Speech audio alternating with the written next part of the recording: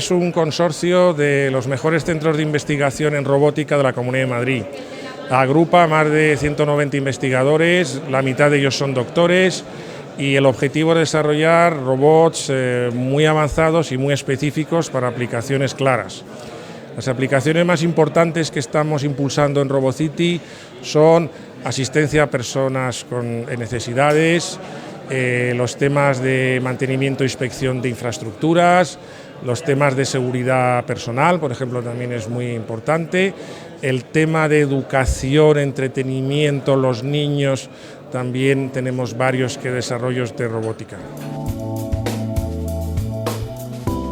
La valoración es muy positiva. De hecho, el año pasado organizamos una feria similar y yo creo que en este año hemos duplicado el número de asistentes, el número de stand es más de 20, tenemos no solamente universidades, sino centros de investigación y empresas, y todo esto crea una especie de red de intercambio de conocimiento.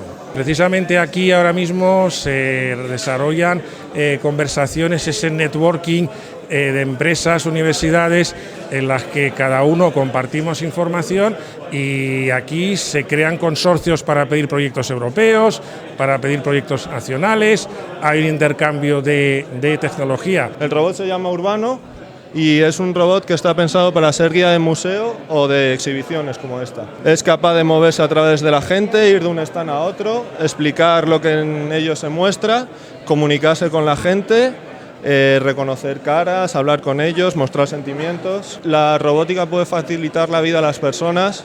Hay varios ejemplos por aquí, desde ayudar a gente con problemas de movimiento. Ahora mismo se está utilizando el robot para, por ejemplo, jugar partidos de fútbol, porque hay una liga a nivel internacional. Lo que se intenta hacer es conseguir un algoritmo lo más eficiente posible para poder conseguir detectar bien las porterías, cuál es tu rival, dónde tienes que marcar gol, etc. Yo creo que es importante investigar en robótica porque va a mejorar la calidad de vida. A día de hoy la robótica está un poco en pañales, por así decirlo, pero seguro que con el paso del tiempo conseguimos máquinas que nos hagan mucho más fácil la vida. La característica principal que tiene este robot humanoide, ¿de acuerdo?, es que funciona con una pila de hidrógeno que le va a permitir, en cierto modo, en un futuro muy próximo, tener una cierta autonomía que los demás no van a tener, ya que el propio hidrógeno lo podemos tener en el aire que estamos respirando ahora mismo. Interactuar de alguna manera entre el robot y el ser humano, de tal manera que pueda asistirle en cualquier tarea que se le proponga. Nuestros objetivos principales, ¿de acuerdo?, es más de una ayuda asistencial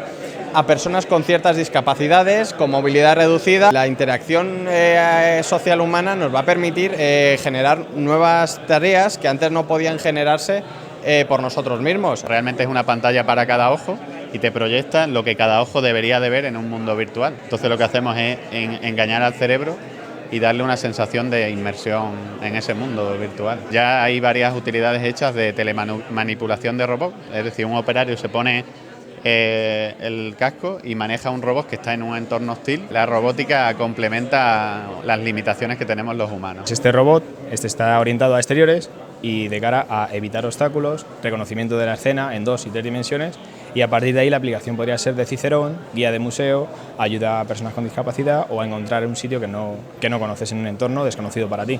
Complementar otras funciones que a día de hoy realizan humanos o están sin cubrir, y en un futuro será un complemento más de nuestra casa, de nuestro día, de nuestro trabajo.